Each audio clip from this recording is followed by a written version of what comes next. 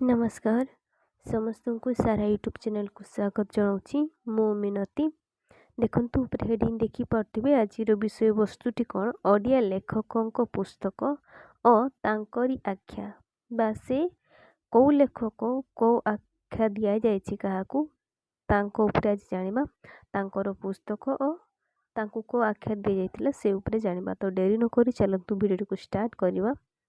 एक नंबर अच्छी ओडिशार आदिकवि क्या कहुए ओडिशार आदिकवि सारला दास को कहुए है प्राय समस्त जानी। दुई नंबर सारला दासंकर सफल कृति कौन है से उत्तर हम ओडिया महाभारत। ओडिया महाभारत कौन तांकर सफल कृति।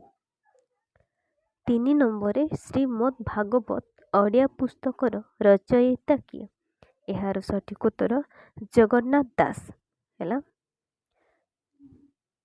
तापर 4 नंबर देखिवा 4 नंबर ओडिया साहित्यर कवि सम्राट आख्या क्या दि जाइए यार सठिक उत्तर उपेन्द्र भंज। उपेन्द्र भंज होती कवि सम्राट बोले आम उपेन्द्र भंज को कहीचु मान कही था समस्ते प्राय जानी। 5 नंबर उपेन्द्र भंजों सफल कृति कौन है से बहुत गुड़ा लिखिंट किंतु से कौन सफल कृति कही तो ये 3टी बही लिखाई से बही गुड़िकर ना हूँ कौन वैदेहीश विलास लावण्यवती कटी ब्रह्मांड सुंदरी एगुड़ा हूँ कौन सफल कृति। तापर 6 नंबर ओडिया साहित्य रे कवि सूर्य नाम रे किए परिचित यार सठिक उत्तर कौन हम ना बलदेव रथ।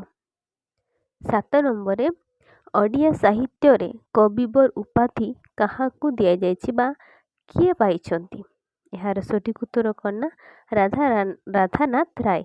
राधानाथ राय को कौन कविवर कहो।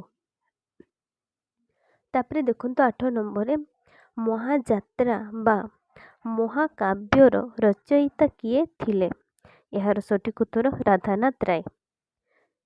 9 नंबर गीत गोविंदर रचयिता किए गीत गोविंदर रचयिता होती भक्त कवि जयदेव।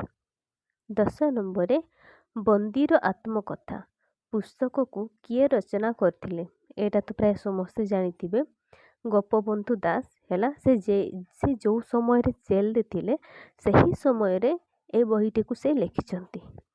11 नंबर सिद्धांत दर्पण पुस्तक को किए रचना करथिले यार सठिक उत्तर कौन हम ना सामंत चंद्रशेखर। तापर 12 नंबर देखिबा 12 नंबर कौन कहचे ना व्यास कवि उपाधि रे केउ महान कथाकार भूषित बा क्या कौन व्यास कवि ना रे आम जाचु बा क्या उपाधि दि जाइए यार सठिक उत्तर कौन हम ना फकीर मोहन सेनापति। तापर 13 नंबर 6 माण 8 गुंठ और लछमार रचयिता किए यार सठिक उत्तर कौन ना फकीर मोहन सेनापति। 14 नंबर अच्छी भक्त कवि क्या कहुए भक्त कवि क्या कहुए ना मधुसूदन राव। तापर 15 नंबर लावण्यवती और कटी ब्रह्मांड सुंदरी कହାର कृति यार सठिक उत्तर कौन हम ना उपेन्द्र भंज। पूर्व बही गुड़ा को देखी से माने को बही गुड़ी को लेकिन से कौन सफल कृति होती से बही गुड़ा को देखी किंतु से पचारा जे लावण्यवती और कटी ब्रह्मांडर माने किए लिखिंट कହାର कृति सी बोली पचार उत्तर कौन ना उपेन्द्र भंज। सेमती उल्टे क्वेश्चन आपण को पचारिदेव है। जदि भिडियोटी भल लगे ताहले लाइक शेयर कमेंट करंतु और नुआ नुआ भिडियो पाइबा चैनल को सब्सक्राइब कर दिंतु। तो आज वीडियो केमिति लागला आपण माने कमेंट माध्यम जनातु जदि वीडियो रे किसी भूल रही जाए ताहले कमेंट माध्यम जनातु मु भूल को सुधारिबा पई निहाती चेष्टा करबी। तो आज वीडियो को मु एट शेष करूची धन्यवाद।